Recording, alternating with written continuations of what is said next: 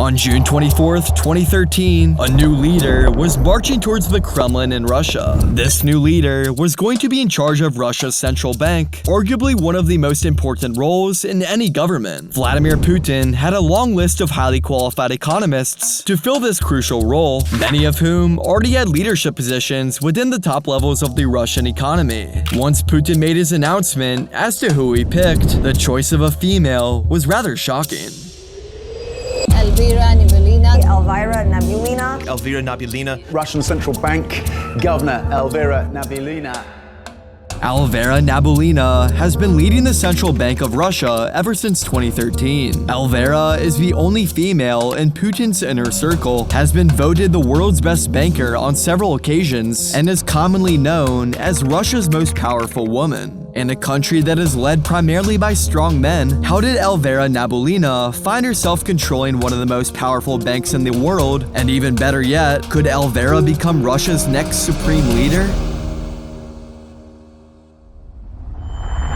When you think of the typical Russian leader, a fierce, confident man may come to mind. As mentioned before, Elvira Nabiullina may not fit this persona physically, but she may be even smarter than the average Russian leader, so smart that she's likely outsmarting other governments around the world. Unlike most of Russia, Elvira has a positive reputation around the world. Elvira is responsible for saving the Russian economy from the economic collapse in 2014 and for her opposition to the war in Ukraine.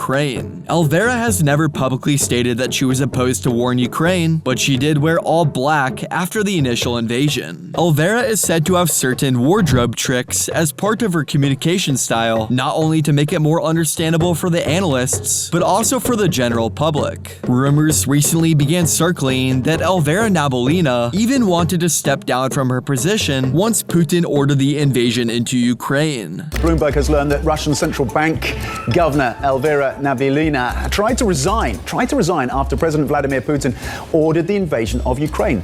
There's many signals that are showing one of Putin's top leaders, Elvira Nabiullina, dissatisfied with the invasion into Ukraine. Nobody in Russia dares questioning Putin, otherwise you'll end up like Yevgeny Prigozhin, leader of a brief insurrection led against Putin, who mysteriously died in a plane crash. Or even recently, you could find yourself like Alexei Navalny, an opposition leader in Russia who died from a blood clot in jail. Despite this signaling, Putin still claims he is satisfied with Elvira's work as the head of the central bank. With nothing happening to Elvira, could all of this signaling of dissatisfaction with Putin just be a trick?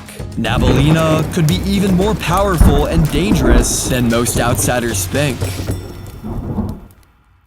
The Russian government is known for being very good at controlling what their citizens believe and think. They have state-owned media stations that are owned by Russian oligarchs. There's First Channel, which is what first comes on when you turn on the TV, and then Russian One, the two main news channels that are consumed by the majority of the population. Here on these channels, the broadcasters call the war in Ukraine just a special military operation, blame the United States and the West for their struggling economy, and praise Russian leadership like they could do no wrong. In January of 2024, while Russia is in the middle of a war, Vladimir Putin has an 85% approval rating among the Russian population, potentially the highest approval rating of any leader worldwide. Anytime a resistance group forms against Putin and the Russian leadership, this opposition quickly gets shut down. This makes it even harder to comprehend why Putin seems so fine with Elvira Nabiullina showing signs of opposing war in eastern Ukraine. Well, on January 16th, 2014, the Kremlin came out with some rather surprising, or well, maybe not so shocking news. Elvira Nabiullina canceled a scheduled appearance at Russian Finance Day, where the central bank refused to comment as to why she wouldn't be there. During a Kremlin press conference, the Kremlin press secretary was asked about rumors regarding Elvira Nabiullina receiving a surgery in a Moscow hospital. The press secretary, Dmitry Peskov, said that this question was inappropriate and refused to answer. Given Nabiullina has an extremely important role as the head of the Russian central bank, it's important for investors to know of her physical health health, but the Kremlin refused to reveal any information on this subject. This was starting to seem all too similar to what happens to other Russians with power who weren't fully on board with Putin's plans. This case was just more surprising considering how exceptional of a job Nabiullina was doing and how much Putin publicly praised her work. Not only that, but Nabiullina has had a long history of working with Putin even before he became president. Elvira doesn't come from a family of power in Russia like the origin of most leaders. Her father was a chauffeur and her mother worked as a manager in a factory. Elvira was interested in economics though, which she studied at Moscow State University. After completing her education, Nabiullina began her career in government service. She worked in various roles within the Russian government, primarily focusing on economic and financial policy. Fast forward to the late 1990s, and Nabiullina gained international experience working for organizations such as the World Bank and the International Monetary Fund. It wasn't until the year 2000, though, where she first got to work with Putin. Nabiullina got to serve as the Minister of Economic Trade and Economic Development, two very important roles, up until being appointed as Putin's assistant in economic affairs in 2012. Now she was basically Putin's right-hand woman when it came to dealing with other countries around the globe. Putin must have liked her enough to promote her as the head of the central bank, the first ever woman to hold this role. It was rare for anybody without any lineage to Russian leadership to work their way all the way up to a role like this, especially from a woman in Russia. Now fast forward over a decade later, and she's even not so secretive when it comes to opposing Putin's decisions. Many thought the moment she ended up in the hospital was the end of her career and potentially even life, but just 2 weeks later, Nabiullina returned like nothing had even happened. On January 30th, 2024, Nabiullina appeared on the state media announcing that the bank was hoping to lower their interest rates later in the year, an announcement that had nothing to do with her personal health. This surprised many people, even those within Russia, and business resumed as if she was not in the hospital for 2 weeks. Many have argued that Nabiullina likely isn't pleased with Putin because he has made her job significantly harder since the invasion into Ukraine. At the beginning of 2022, Russia's economy was flourishing with low interest rates and low inflation, but many of the most powerful countries came after Russia hard once this war in Ukraine began. Russia is now under intense sanctions from many countries in the West that has led Nabiullina to have to do damage control. Countries in the European Union and the United States aren't buying Russian oil like they once did, and roughly $300 billion worth of Russian assets that were held in other countries have been frozen. Not only is this hurting the economy of Russia, but it's also making it harder for Russia to fight Ukraine when they don't have the finances to mass-produce weapons as easily. I say as easily because Russia is still producing nearly 3 times the amount of artillery that all of Europe and the United States combined are producing. Although it may appear as though it's Russia against the world, Elvira Nabiullina is making magic happen by ensuring that the Central Bank of Russia stays afloat, and she's doing a very good job at it. So good of a job that Putin won't even let her step down. Many are now speculating that Nabiullina's 2-week disappearance was because she was trying to renegotiate a deal with Putin to step down from her job rather than actually being sick.